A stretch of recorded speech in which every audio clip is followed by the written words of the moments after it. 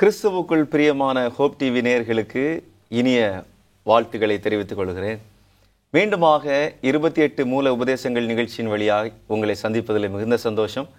இந்த நாளிலும் நாம் தொடர்ச்சியாக ஞானஸ்நானத்தை பற்றி படிக்கப் போகிறோம். இந்த நாளின் நிகழ்ச்சியை சிறப்பிக்கத்தக்கதாக நம்ம மத்தியில் போதகர் சார்ல்ஸ் அவர்களும் போதகர் ஜாஷ்வா அவர்கள் வந்திருக்கிறார்கள். அவர்களை வரவேற்று நிகழ்ச்சிக்குள்ளாக போகலாம். வாங்க பாஸ்டர். தோத்திரம் பாஸ்டர். தோத்திரம் பாஸ்டர். மீண்டுமாக உங்களை இந்த நிகழ்ச்சியில் சந்திப்பதில் மிகுந்த சந்தோஷம் பாஸ்டர். ஞானஸ்தானத்தை பற்றி நம்ம படித்து கொண்டிருக்கிறோம். தொடர்ச்சியாக இந்த நாளிலும் அதை நாம் படிக்க இருக்கிறோம். கடந்த முறை நாம் பார்த்தபோது ஞானஸ்தானம் பாவத்திற்கு மரிப்பதும் கிறிஸ்துவுக்குள் பிழைப்பதும் அப்படின்ற ஒரு அடையாளம் என்பதை நாம் புரிந்து கொண்டு அதை குறித்து நாம் படிச்சுட்டு இருந்தோம். இப்போ அதில் நம்ம சொல்லிக்கிட்டது கலாத்தியர் 3ஆம் அதிகாரம் 29வது வாக்கியத்தில் ஒரு திருமுழுக்கு எடுத்த பிற்பாடு ஞானஸ்நானத்தின் வழியாக நாம் கிறிஸ்துவை தரித்து கொள்கிறோம் அப்படின்றத நாம் படித்தோம். அப்போ அந்த கலாத்தியர் 3ஆம் அதிகாரம் 29வது வாக்கியத்தில் ஒருவன் நம்ம கிறிஸ்துவனுடையவர்களானால் ஆபிரகாமின் சந்ததியாராயும் வாக்குத்தத்தத்தின்படியே சுதந்திரராயும் இருக்கிறீர்கள் அப்படின்ட்டு வேதம் சொல்லுகிறதே. ஆபிரகாம் பழைய ஏற்பாட்டு காலத்தில் வாழ்ந்தவர். அப்போ இன்னைக்கு நீங்களும் நானும் நம்ம ஞானஸ்நானத்தின் வழியாக கிறிஸ்துவை தரித்து கொள்ளும் போது ஆபிரகாமின் சந்ததியாக எப்படி ஆக முடியும்? அதை கொஞ்சம் விளக்கி சொல்லுங்களேன். ஆண்டவர் ஆபிரகாமோடு ஏற்படுத்தின உடன்படிக்கையை மையமா வைத்து தான் எல்லா சடங்குகளையும் கொடுத்தார் பழைய ஏற்பாட்டில். இப்போ நம்ம எடுக்கிற ஞானஸ்தானம் கூட ஒரு வகையான சடங்கு தான். இப்போ அந்த வாக்குத்தத்தத்தை நாம் புரிந்து கொள்ளும் பொழுது நமக்கு மற்ற எல்லா காரியங்களும் தெளிவாக புரியும். அதில் குறிப்பாக ஆதியாகமம் 12ஆம் அதிகாரம் 3வது வாக்கியத்தில் கடைசி பகுதியில் சொல்லும் பொழுது உனக்குள் பூமியில் உள்ள சகல வம்சங்களும் ஆசீர்வதிக்கப்படும் அப்படின்றார். அப்போ ஆபிரகாமுக்குள்ளாக ஆண்டவர் இந்த வாக்குத்தத்தத்தை உறுதி செய்து ஆபிரகாமின் சந்ததியில் யார் பிறப்பா? கிறிஸ்து இயேசு பிறப்பார். கிறிஸ்து இயேசுவின் மூலமா இந்த சுதந்திரமானது எல்லா புறஜாதியார்களுக்கும் வந்திருக்கிறது என்பதை ஆண்டவர் அடையாளப்படுத்துகிறார். இதை உறுதி செய்த போது யூதர்களுக்கு இந்த சத்திய தாற்பயம் புரியவில்லை. அவங்க என்ன நினைச்சிட்டு இருந்தாங்க அப்படின்னா, ஆபிரகாமின் வம்ச வழியா வந்தாதான் இந்த சுதந்திரத்தின் மேன்மை கிடைக்கும், புறஜாதியார்களுக்கு எப்படி இது போகும் என்று சொல்லி அவங்க அதனாலதான் பவுலுடைய ஊழியத்தை எதிர்த்தாங்க, வன்மையா கண்டிச்சாங்க, பவுலையும் கொலை செய்ய வேண்டும் என்று முற்பட்டார்கள். ஆனால் இது ஆவிக்குரிய காரியமா இருக்கிறது, உங்களுக்கு புரியல, ஆவியானவர் இதை எனக்கு வெளிப்படுத்தி இருக்கிறார் என்று சொல்லி கலாத்தியர் 3ஆம் அதிகாரத்தில் சொல்றாரு பாருங்க. அதில் குறிப்பா 6வது வாக்கியத்தில் சொல்லும் பொழுது இங்கே அப்படியே ஆபிரகாம் தேவனை விசுவாசித்தான், அது அவனுக்கு நீதியாக எண்ணப்பட்டது. அப்போ ஆபிரகாம் உடைய விசுவாசத்தை பார்த்து தான் ஆபிரகாம் அங்கீகரிக்கிறாரு. அதற்கு பிற்பாடு தான் எதை கொடுக்கிறாரு? விருத்த சேதனம் என்கின்ற உடன்படிக்கையை கொடுக்கிறார். இப்போ இதை எதுக்கு சொல்றாருன்னா, அதே போல இங்க சொல்றாரு பாருங்கள் 7வது வாக்கியம், ஆகையால் விசுவாச மார்க்கத்தார் எவர்களோ அவர்களோ ஆபிரகாமின் பிள்ளைகளாய் இருக்கிறார்கள் என்று நீங்கள் அறிவீர்களாக என்று சொல்லுகிறார். இந்த அதிகாரம் ரொம்ப ஒரு அழகான அதிகாரம். இந்த அதிகாரத்துல ரொம்ப அழகா அவர் என்ன பண்ணுவார்னா, முன்னும் பின்னுமா கேள்வி கேட்டு அவங்களுக்கு இதை கற்றுக் கொடுத்து கடைசியா கொண்டு 29வது வாக்கியத்துல முடிக்கும்போது, நீங்கள் கிறிஸ்துவினுடையவர்களானால், யாரெல்லாம் இயேசுவின் மேல் இப்ப நம்பிக்கை வைத்து இயேசுவிலே தன்னுடைய வாழ்க்கையை அர்ப்பணித்து வாழ்கிறார்களோ அவங்க யாரு?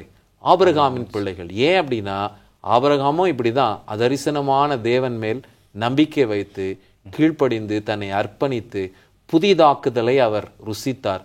அதே போல கிறிஸ்துவுக்குள்ளாக தங்களை அர்ப்பணித்து தேவனுடைய பிள்ளைகளும் விசுவாச மார்க்கத்தாராக இருக்கிறபடினால் நாம் கிறிஸ்துவினுடையவர்கள் மாத்திரமல்ல, நாமும் விசுவாச மார்க்கத்தாராக இருக்கிறபடினால் ஆபிரகாமின் பிள்ளைகளாக இருக்கிறோம் என்பதை ஆண்டவர் நமக்கு காண்பிக்கிறார். நிச்சயமா பாஸ்டர். அப்படியானா நம்ம ஞானஸ்தானம் எடுத்து கிறிஸ்துவை தரித்து கொள்ளும் போது ஆண்டவர் ஆபிரகாமுக்கு உடன்படிக்கை எப்படி கொடுத்தாரோ, என்ன உடன்படிக்கை அருளினாரோ, அதே விதமாய் நமக்கும் அந்த உடன்படிக்கை நிறைவேற்ற வல்லவராக இருக்கிறார். அப்படி சொல்லிக்கலாம்ல பாஸ்டர்?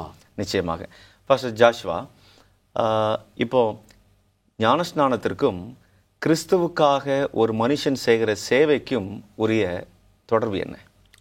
வேதாகமத்திலே ஞானஸ்நானம் எடுத்த பிற்பாடு செய்த செயல்கள் என்று நம்ம பார்க்கும் பொழுது நமக்கு மிக முக்கியமான ஒரு எடுத்துக்காட்டாக இயேசு கிறிஸ்துனுடைய எடுத்துக்காட்டை நம்ம பார்க்கிறோம்.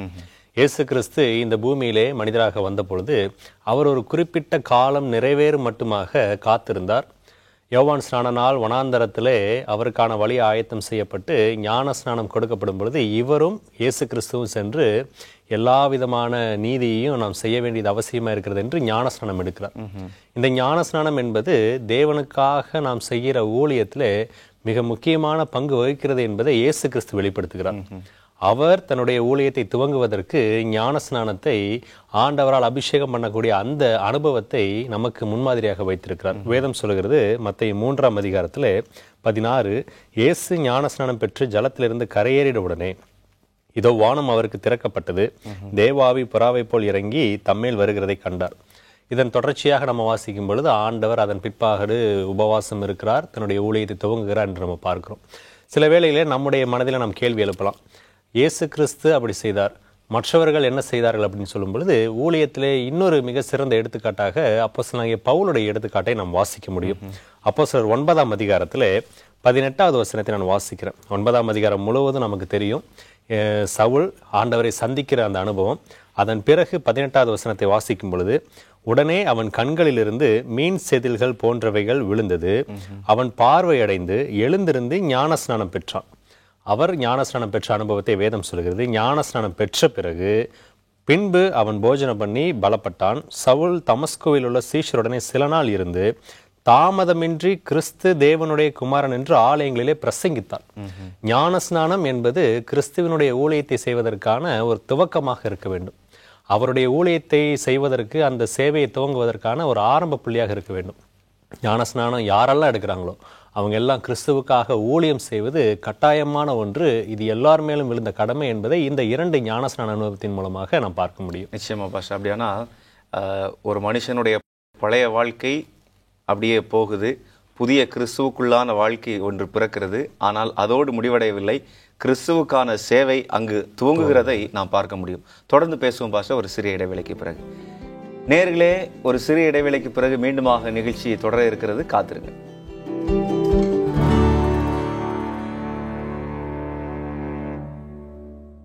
இடைவேளைக்கு பிறகு மீண்டுமாக நிகழ்ச்சி தொடர்கிறது. வாங்க நிகழ்ச்சிக்குள்ளாக போகலாம். பாஸ்டர் சார்ல்ஸ், இடைவேளைக்கு முன்னாடி ஒரு ஞானஸ்நானம் பெற்ற ஒரு மனுஷன் அதோடு கிறிஸ்துவுடைய வாழ்க்கை, கிறிஸ்தவ வாழ்க்கை அவன் துவங்குகிறான். அப்படி துவங்கி அவன் சேவையாற்ற ஒரு கடமைப்பட்ட ஒரு அனுபவத்தை நாம் பேசி வந்தோம். இப்போ ஒரு ஞானஸ்நானம் பெற்ற ஒரு மனுஷன் எப்படி கிறிஸ்துவுடைய சேவைக்காக பக்குவப்படுத்தப்பட முடியும்?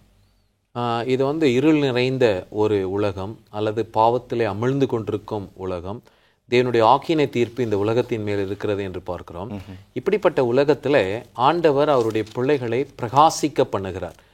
பிரகாசிக்கிற பிள்ளைகள் வந்து அவருக்கு சாட்சியாக இருக்கிறார்கள். அவருக்கு சாட்சியாக இருக்கிறவர்கள் அவருக்கு சேவை செய்கிறார்கள் என்று பார்க்கிறோம். இது வந்து தானாகவே ஒரு கிறிஸ்துவனுக்குள்ளாக வருகிறதில்லை. இதை வந்து பிதாவாகிய தேவன் அவருடைய குமாரரின் மூலமாக கட்டளையிடுகிறார். அதை நிறைவேற்றுகிறவர் ஆவியானவர் என்பதை நாம் அறிந்திருக்கிறோம். இந்த சீஷர்கள் எல்லாம் யோவானால் ஞானஸ்தானம் பண்ணப்பட்டவர்கள். கிறிஸ்துவோட கூட ஊழியத்துல இருந்தாலும் இன்னும் பரிசுத்த ஆவியானுடைய பலனை அவர்கள் இன்னும் பரிபூர்ணமா என்ன பண்ணல, ருசிக்கவில்லை.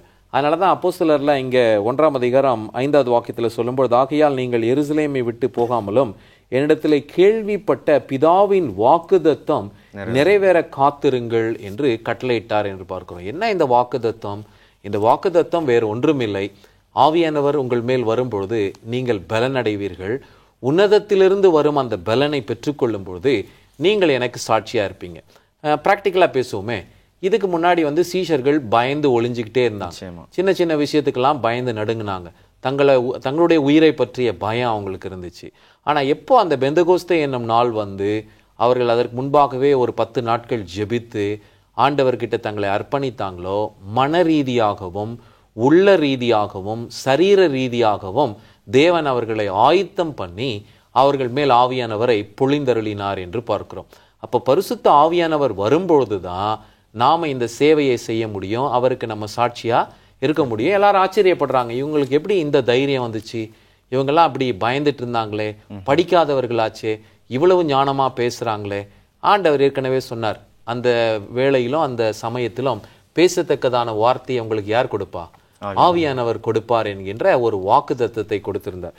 அதை வந்து மறுபடியும் உறுதி செய்கிறார். அப்போஸ்தலர் 2ஆம் அதிகாரம் எல்லாரும் ஆச்சரியப்பட்டு இவங்களுக்கு எப்படி இந்த ஞானம்லாம் வந்ததுன்னு சொல்லும்போது பேதுரு அழைப்பு கொடுக்கிறார். எங்களுக்கு மாத்திரம் இல்லை, நீங்களும் இதை என்ன பண்ண முடியும், பெற்றுக்கொள்ள முடியும் என்று சொல்லி இங்கே சொல்றாரு பாருங்கள். 38வது வாக்கியத்தில் பேதுரு அவர்களை நோக்கி, நீங்களும் மனம் திரும்பி ஒவ்வொருவரும் பாவம் மன்னிப்புக்கென்று கிறிஸ்துவின் நாமத்தினாலே ஞானஸ்தானம் பெற்றுக்கொள்ளுங்கள், அப்பொழுது பரிசுத்த ஆவியின் வரத்தை பெறுவீர்கள். அப்ப இங்க என்ன சொல்றாருன்னா, ஆவியானவர் சும்மா நம்ம மேல் ஊற்றப்படாமல் ஆவிக்குரிய வரங்களையும் நமக்குள்ளாக ஊற்றுகிறார். இந்த வரங்களை நாம் செயலாற்றும் போது எளிதாக நாம் ஊழியம் செய்ய முடியும். எல்லாருக்கும் என்னென்ன வரம் தேவை என்பதை ஆவியானவர் அறிந்திருக்கிறாரு. அவருடைய சித்தத்தின்படியே நமக்கு அதை பகிர்ந்து கொடுக்கிறார். பிற்பாடு அவைகளை இன்னும் நம்ம டீட்டெயிலாக நம்ம படிப்போம் பாஸ்டர். நிச்சயமா பாஸ்டர். அதாவது ஊழியத்திற்காக அல்லது தேவனுக்கு செய்ய வேண்டிய சேவைக்காக ஒரு மனுஷன் ஆயத்தப்பட வேண்டும் சொன்னா அவனுக்கு ஆவியானுடைய பங்கும் ஆவியானுடைய அபிஷேகம் நிச்சயம் அவசியம். இப்போ இன்னும் ஒரு நடைமுறை கேள்வி பாஸ்டர். இப்போ அந்த ஆவியானவரை என்னுடைய வாழ்க்கையில ஒரு திருமுழுக்கு எடுத்து ஞானஸ்தானம் பெற்ற ஒரு மனுஷனுடைய வாழ்க்கையில தக்க வைத்துக் கொள்ளணும்னா என்ன செய்யலாம்? தினந்தோறும் அந்த ஆவியானவர் வேண்டும் என்றால் நாம் என்ன செய்யலாம்? அந்த ரகசியத்தை சொல்றார் இல்லையா, அப்போஸ்தலர் 5ஆம் அதிகாரத்தில் சொல்லும் பொழுது, தமக்கு கீழ்ப்படுகிறவர்களுக்கு தந்தரலின பரிசுத்த ஆவியானவர் என்று சொல்லுகிறார். இப்போ நம்ம ஆவியானவருக்கு நாம் கீழ்ப்படியும் பொழுதுதான் ஆவியானுடைய பலனை நாம் பெற்றுக்கொள்ள முடியும். இல்லை என்றால் அந்த ஆவியானுடைய பலனை அவர்கள் இழந்து போவார்கள். அங்க பாருங்க, அப்போஸ்தலர் 5:32 வாசிக்கிறேன். இந்த சங்கதிகளை குறித்து நாங்கள் அவருக்கு சாட்சிகளாய் இருக்கிறோம். தேவன் தமக்கு கீழ்ப்படுகிறவர்களுக்கு தந்தளின பரிசுத்த ஆவியும் சாட்சி என்றார்கள். யாரெல்லாம் ஆண்டவருக்கு கீழ்ப்படுகிறாங்களோ அல்லது அந்த கீழ்ப்படிதல்ல யார் நிலைச்சிருக்கிறாங்களோ அவங்க தொடர்ச்சியாக ஆவியானுடைய பலனிலே நிலைத்திருக்க முடியும். இல்லை என்றால் ஆவியானவரை துக்கித்தார். ஆவியானவர் ஒரு நபர், அவர்களை விட்டு என்ன பண்ணுவாரு, எடுபட்டு போவார். சவுலுடைய வாழ்க்கை தான் அதற்கு ஒரு எடுத்துக்காட்டு. நிச்சயமா அந்த ஒரு பயம்தான் யாருக்கு வந்துச்சு? தாவீதுக்கு வந்துச்சு. என்னில் நம்முடைய பரிசுத்த ஆவியானவரை நீர் எடுத்துக்கொள்ளாதையும் என்று அவர் ஜெபித்தார். அவருக்கு தெரியும், இவ்வளவு சங்கீதங்களை எழுதினவர், உன்னதத்திலிருந்து வந்த அந்த பலனை அவர் ருசித்தவர்.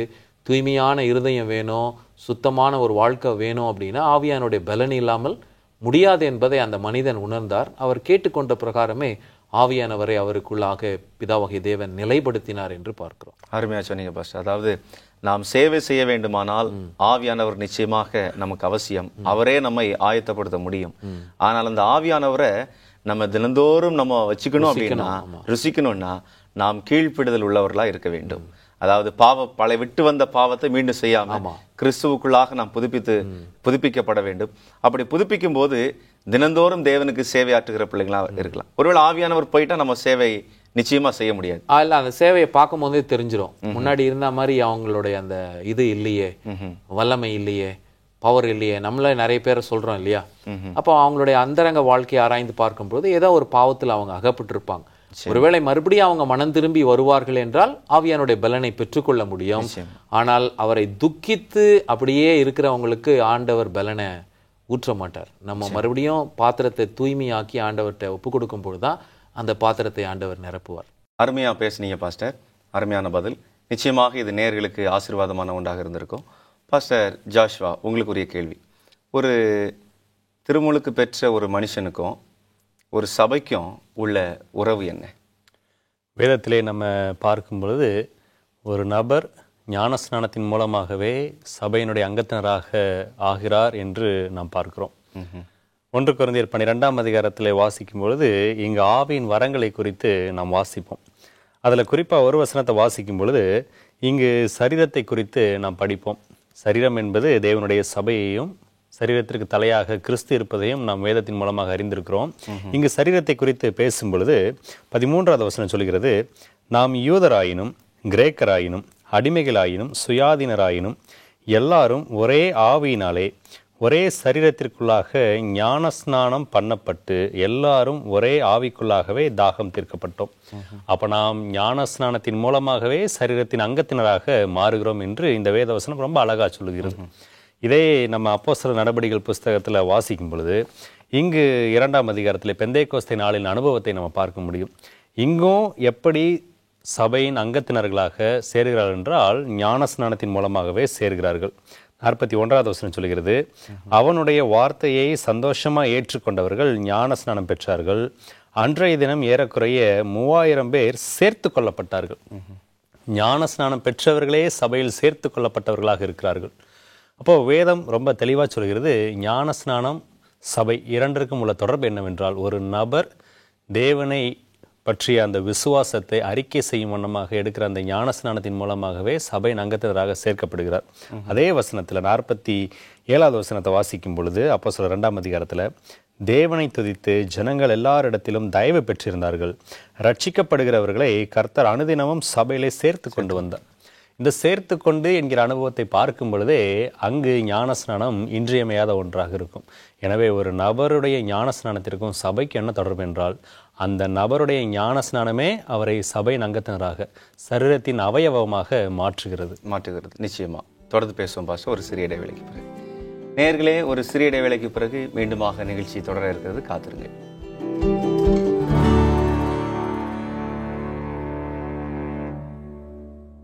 இடைவேளைக்கு பிறகு மீண்டுமாக நிகழ்ச்சி தொடர்கிறது. வாங்க நிகழ்ச்சிக்குள்ளாக போகலாம். பாஸ்டர், பேப்டிசத்தை பற்றி பேசிகிட்டு இருக்கோம். இப்போ ஒரு மனுஷன் ஞானஸ்நானம் எடுக்கணும்னா என்னென்ன தகுதிகள்? தகுதியை கிறிஸ்து உருவாக்குகிறார் என்பதை நாம் புரிந்து கொள்ள வேண்டும். ஞானஸ்தானம் என்பதே தகுதியில்லாத மனுஷன் தன்னை அர்ப்பணித்து எடுப்பது தான் ஞானஸ்தானம்.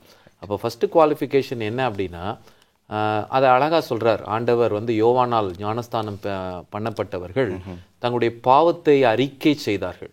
இப்போ இந்த ஞானஸ்தானம் என்பது, நான் பாவியும் துரோகியுமாக இருக்கிறேன், கிறிஸ்து நீதிபரர், அவர் எனக்காக என்ன பண்ணார், மரித்தார் என்கின்ற இந்த விசுவாசத்தை அடையாளப்படுத்துகிறது. அப்போ ஃபஸ்ட்டு குவாலிஃபிகேஷனே என்ன அப்படின்னா, ஃபெய்த் இன் கிரைஸ்ட். கிறிஸ்துவின் மேல் நான் நம்பிக்கை வைத்திருக்கிறேன்.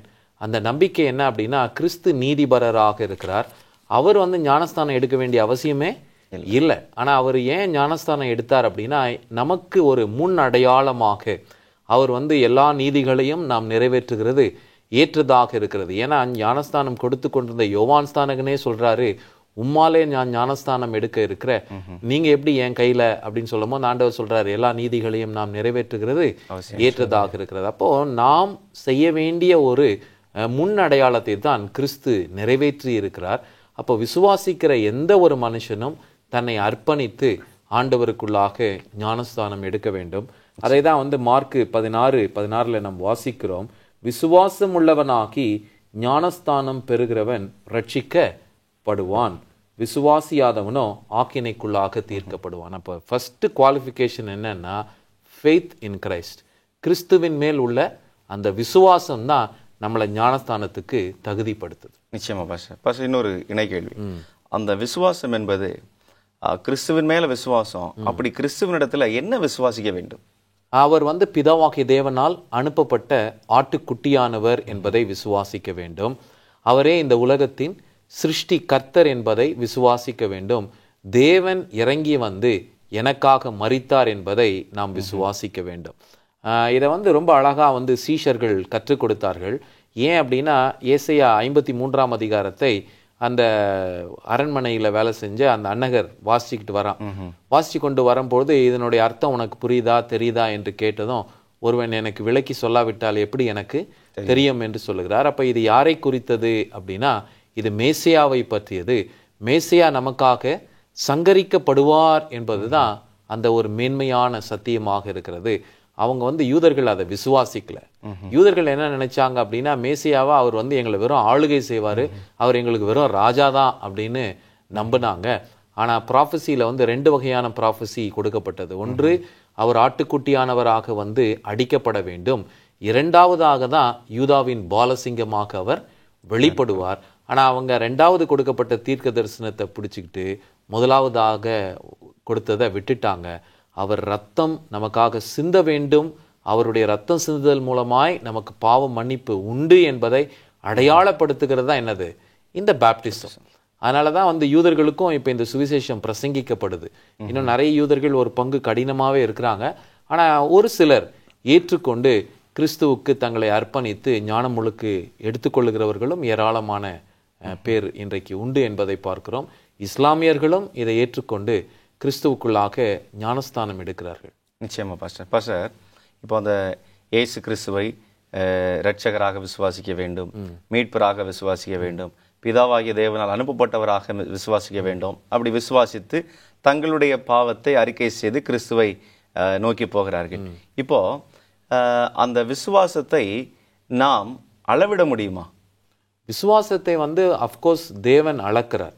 ஏன் அப்படின்னா நம்முடைய கிரியைகளில் அது வெளிப்படுகிறது. நிச்சயமா நம்ம எந்த ஒரு செயலை செய்தாலும் நல்லா புரிஞ்சுக்கோங்க, சங்கீதங்களை வாசிக்கும் போது keep your trust on God அப்படின்னு வாசிக்கிறோம். தேவன் பேரிலே நம்பிக்கை வை என்றால் இது எதை அடையாளப்படுத்துகிறது என்றால் தேவனை சார்ந்து வாழுதல். தேவன் பேர்ல நான் நம்பிக்கை வச்சிருக்கேன் அப்படின்ட்டு நான் எனக்கு இஷ்டமானதெல்லாம் ஒரு நாள் ஃபுல்லா செஞ்சிட்டு இருந்தேன்னா அது தேவன் பேர்ல வைக்கிற நம்பிக்கை கிடையாது, அது தேவனை மறுதலிக்கிறது. கிறிஸ்துவின் பேர் நான் நம்பிக்கை வைக்கிறேன் அப்படின்னா அவருடைய கற்பனைகளுக்கு அனுதின வாழ்க்கையிலே என்னை அர்ப்பணிக்கும் அனுபவம் காணப்பட வேண்டும். அப்படி இருந்தாதான் நான் யார் மேல நம்பிக்கை வச்சிருக்கிறேன்? தேவன் பேர் நம்பிக்கை வச்சிருக்கிறேன், அவர் மேல விசுவாசம் வச்சிருக்கிறேன். நான் என்னுடைய சொந்த கிரியைகளை நடப்பித்து கொண்டு நான் ஆண்டவர் பேர நம்பிக்கை வச்சிருக்கிறேன் அப்படின்னா அது தேவனை முற்றிலுமாய் மறுதலிக்கிறதற்கு சமானம். நிச்சயமா. அப்படின்னா ஒரு மனிதன் நான் இயேசுவை நேசிக்கிறேன், எனக்கு ஞானஸ்நானம் வேண்டும் அப்படின்னு சொல்லி விருப்பத்தை தெரிவிக்கும் போது நம்ம அவங்களுடைய விசுவாசத்தை அளந்து பார்ப்பதற்கு நாம் தகுதி இல்லாதவர்கள். ஆமா, ஏன்னா இப்போ அவங்க தேவனால் வழிநடத்தப்பட்டு அவங்கள கேட்குறாங்க. அவங்க கேட்கும் போது நம்ம அவங்களுக்கு வேண்டிய வேத பாடத்தை கற்றுக் கொடுத்து அவங்களுக்கு ஞானம் முழுக்க கொடுக்கணும். ஆனா நம்ம கட்டாயப்படுத்தக்கூடாது. நிச்சயமா. ஏன்னா அவங்க இன்னும் விசுவாசத்துக்குள்ள வராம ஆண்டவரை முழுமையுமா ஏற்றுக்கொள்ளாம நீங்க ஞானஸ்தானம் எடுங்க, நீங்க ஞானஸ்தானம் எடுங்கன்னு அப்படி நாம் கட்டாயப்படுத்தக்கூடாது அவர். நிச்சயமா. ஞானஸ்நானம் எடுப்பதற்கு கட்டாயப்படுத்தவும் கூடாது. அதே வேளையில ஞானஸ்நானம் கொடுப்பதற்கு இன்னும் ஒருவர் அவருடைய விசுவாசத்தை அளவிடவும் முடியாது. ஏன்னா அவங்களுடைய உறவு அவங்களுக்கும் தேவனுக்கும் உள்ள உறவு, அந்த விசுவாசத்தின் வெளிப்பாடு. அருமையாக பதில் சொன்னீங்க பாஸ்டர். நிச்சயமாக இந்த நாளில் நீங்கள் இருவரும் இந்த நிகழ்ச்சியில் பங்கு பெற்றது மிகுந்த சந்தோஷம். நேர்கள் நிச்சயமாக பல காரியங்களை கற்றுக்கொண்டிருப்பார்கள். உங்களுக்கு வணக்கத்தை தெரிவித்துக் கொள்கிறேன். நேயர்களே, ஞானஸ்நானம் என்பது பாவத்துக்கு மரித்து கிறிஸ்துவுக்குள் உயிர்த்தெழுகிற ஒரு அனுபவத்தை குறிக்கிறது. அந்த ஞானஸ்நானம் பெறுவதற்கு தேவன் மேல் மெய்யான விசுவாசம் அவசியம். அது உண்மையான விசுவாசமாக இருக்க வேண்டும். இயேசுவை இரட்சகராகவும் மீட்பராகவும் பரலோகத்தின் பிதாவானவர் அவரை அனுப்பின ஒரு தேவன் என்பதையும் நாம் உண்மையாக விசுவாசிக்க வேண்டும். உங்களுடைய விசுவாசம் எப்படி இருக்கிறது? மெய்யாகவே தேவனை பற்றின, தேவனை சார்ந்த இயேசுவின் விசுவாசத்தை நாம் உள்ளத்திலே காத்து கொண்டிருக்கிறோமா என்பதை நீங்களும் நானும் உயிர்த்து ஆராய்ந்து கேள்வி கேட்க வேண்டியவர்களாக இருக்கிறோம். தொடர்ந்து இந்த நிகழ்ச்சிகளில பங்கு பெற்று தேவனுடைய வழிநடத்துதலையும் அவருடைய மெய்யான ஆசீர்வாதத்தையும் பெற்றுக்கொள்வோம். கர்த்தர் உங்களை ஆசீர்வதிப்பாராக. ஆமேன். நன்றி.